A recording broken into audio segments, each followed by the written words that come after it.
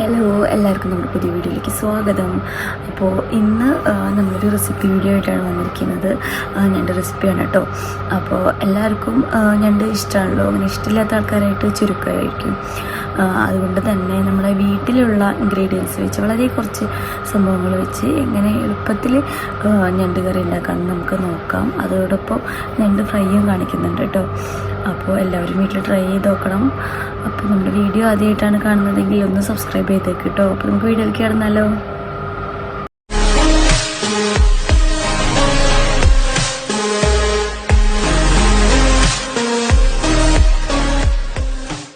അപ്പോൾ ആദ്യം നമ്മൾ ചട്ടി വയ്ക്കുക. ചട്ടി ചൂടായതിന് ശേഷം കുറച്ച് വെളിച്ചെണ്ണ ഒഴിച്ച് കൊടുക്കുക. വെളിച്ചെണ്ണ ചൂടാകുമ്പോൾ ഇത്തിരി പെരിഞ്ചീരകം ഇട്ട് കൊടുക്കുക കേട്ടോ. അപ്പോൾ അതൊരു വേറെ മണവും രുചിയൊക്കെയാണ്. കൂടാതെ നമ്മൾ ഇത്തിരി മസാലകൾ ഇട്ട് കൊടുക്കുക. കറിവേപ്പട്ടയും കരയാമ്പൂ അതുപോലെ തന്നെ അങ്ങനത്തെ കുറച്ച് മസാലകൾ ഇട്ട് കൊടുക്കുക. അതിന് ശേഷം ഇഞ്ചി, പച്ചമുളക്, വെള്ളുള്ളിയാണ് കേട്ടോ ഇട്ട് കൊടുത്തിട്ടുള്ളത്. ഞാൻ അരിഞ്ഞിട്ടാണ് ഇട്ട് കൊടുത്തിട്ടുള്ളത്. ചതച്ചിട്ട് ഇട്ട് കൊടുക്കുമ്പോൾ വേറൊരു ടേസ്റ്റാണ് കേട്ടോ. എന്നിട്ട് നല്ലതുപോലെ ഒന്ന് സോട്ട് ചെയ്ത് കൊടുക്കുക. എന്നിട്ട് ചെറുതായി ഒന്ന് ഒതുങ്ങിയെന്ന് കണ്ട് ഒന്ന് ഡ്രൈ ആയി വരുന്നോട് കൂടി വേണം നമ്മൾ സബോള ചേർത്ത് കൊടുക്കാനായിട്ട് കേട്ടോ. അപ്പോൾ സബോള ചേർത്തതിന് ശേഷം ഇട്ടാലും കുഴപ്പമില്ല. പക്ഷേ സബോള ഇട്ട് കഴിഞ്ഞാൽ അതിലത്തെ ആ ഒരു വെള്ളമൊക്കെ ഒന്ന് ഇറങ്ങിയതിന് ശേഷം ചേർക്കേണ്ടി വരും. അപ്പോൾ ഏറ്റവും ആദ്യം ഇട്ട് കൊടുക്കുകയാണ് ഏറ്റവും നല്ലത്. അപ്പോൾ അതിന് ശേഷം നമുക്ക് ഉപ്പിട്ട് കൊടുക്കാം കേട്ടോ. സവാളയൊക്കെ ഒന്ന് അതിലത്തെ വെള്ളമൊക്കെ ഒന്ന് ഇറങ്ങി വരാനും പെട്ടെന്ന് വഴന്ന് കിട്ടാനൊക്കെ. അപ്പോൾ അതിന് ശേഷമാണ് അതേ ഉപ്പ്, അതുപോലെ മഞ്ഞൾപ്പൊടി, മുളക് പൊടി, മസാലപ്പൊടി, മല്ലിപ്പൊടിയാണ് ഇട്ടിട്ടുള്ളത്. മസാലപ്പൊടി ചേർക്കാറില്ല ഞാനിവിടെ. അപ്പോൾ ഇങ്ങനെ നല്ലതുപോലെ ഇളക്കി മിക്സ് ചെയ്ത് കൊടുക്കുക. നല്ലതുപോലെ വഴന്നതിന് ശേഷം ആണ് നമ്മൾ തക്കാളി ഇട്ട് കൊടുക്കുക. പുളിക്ക് ആവശ്യമായിട്ടുള്ളത് കേട്ടോ. ചില തക്കാളിക്ക് നല്ലോണം പുളി ഉണ്ടാവും. അപ്പോൾ ഞാനിവിടെ പാകത്തിന് ചേർത്ത് കൊടുത്തിട്ടുണ്ട്. എന്നിട്ട് നമ്മൾ മൂടി വയ്ക്കുക. ആ ഒരു സമയത്താണ് നമുക്ക് കുറച്ച് പരിപാടിയുള്ളത്. ഇപ്പോൾ ഞണ്ട് ഇത്രയ്ക്കാണ് ഞണ്ട് ഇവിടെ ഉള്ളത്.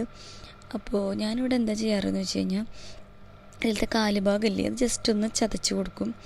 അപ്പോൾ അതിലേക്ക് കറി കയറിയിട്ട് നല്ലപോലെ മസാല പിടിക്കാനും അതുപോലെ തന്നെ നമുക്ക് കഴിക്കുന്ന സമയത്ത് നമുക്ക് അതിലത്തെ മാംസമൊക്കെ എളുപ്പം എടുക്കാനായിട്ടും സാധിക്കും. അതിന് വേണ്ടിയിട്ടാണ് കേട്ടോ. എന്നിട്ട് നമ്മൾ ഈ മസാല കയറാനായിട്ട് മുകളിലേക്കൊക്കെ ഇട്ട് അതുപോലെ ഞണ്ട് ഉള്ളിലേക്ക് വെച്ച് നല്ലതുപോലെ വേവിച്ചെടുക്കുക. ഇപ്പം ഏതാണ്ട് സെറ്റായിട്ടുണ്ട് കേട്ടോ.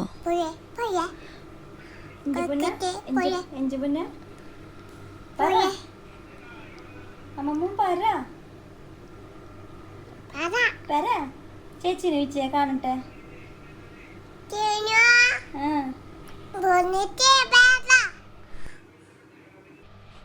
ഇനി നമുക്ക് വറുക്കുന്നതിൻ്റെ പണി നോക്കാം. ഞാനിവിടെ കുറച്ച് മസാല ഉപയോഗിക്കുകയുള്ളൂ. അല്ലെങ്കിൽ എരി കൂടി കഴിഞ്ഞാൽ പിള്ളേർ കഴിക്കില്ലേ. അതുകൊണ്ട് ഉപ്പും മഞ്ഞൾപ്പൊടി, മുളക് പൊടി മാത്രമേ ഇട്ടിട്ടുള്ളൂ കേട്ടോ. എന്നിട്ട് ഒരല്പം ഓയിലാണ് ഒഴിച്ചു കൊടുത്തത്. നമ്മൾ ഏത് ഓയിലാണോ ഫ്രൈ ചെയ്യുന്നത് ആ ഓയിൽ തന്നെ ഒഴിക്കാനായിട്ട് ശ്രദ്ധിക്കണം കേട്ടോ. എന്ന് വെച്ച് കഴിഞ്ഞാൽ നമ്മൾ വെള്ളം ഒഴിക്കുന്നതിനേക്കാളും ഓയിലാകുമ്പോൾ പെട്ടെന്ന് തന്നെ പിടിക്കാനും ഒക്കെ നല്ലതാണ്. എന്നിട്ടത് എല്ലാം കൂടി ഇങ്ങനെ നല്ലപോലെ മസാല പിടിപ്പിച്ചെടുക്കുക. പിന്നെ കാലൊന്നും ഫ്രൈ ചെയ്യുമ്പോൾ അത്ര സുഖമില്ല കേട്ടോ. നമ്മൾ ഇച്ചിരി ഹാർഡല്ലേ, അപ്പോൾ കടിച്ചെടുക്കാനൊക്കെ പാടാണ്. ഇതങ്ങനെയല്ല, നമ്മൾക്ക് സുഖമായിട്ട് ഫുള്ളായിട്ട് തന്നെ കഴിക്കാം. ഉള്ളിൽ നിന്ന് പ്രത്യേകിച്ച് മാംസം എടുക്കാനോ ഒന്നും നിൽക്കണ്ട. അതിന് വേണ്ടി ഒരു ചട്ടി വെച്ചിട്ടുണ്ട്. അതിലേക്ക് ഇതുപോലത്തെ കുഴിയുള്ള ചട്ടി വയ്ക്കാനായിട്ട് ശ്രദ്ധിക്കണം കേട്ടോ. അപ്പോഴാണ് അതിൽ കിടന്ന് വേവുമ്പോൾ എണ്ണയൊക്കെ ഉള്ളിലൊക്കെ പോയിട്ട് നല്ല അടിപൊളിയായിട്ട് കിട്ടുള്ളൂ. പരന്ന പാനാകുമ്പോൾ അത്ര ശരിയാവില്ല. അതുകൊണ്ടാണ്. അപ്പോൾ ഇതിലേക്ക് എല്ലാം ഇട്ടിട്ടുണ്ട്. ഇനി നല്ലതുപോലെ ഫ്രൈ ചെയ്തെടുക്കുക. ഒന്ന് അങ്ങോട്ടും ഇങ്ങോട്ടൊക്കെ തിരിച്ചിട്ട് അങ്ങനെ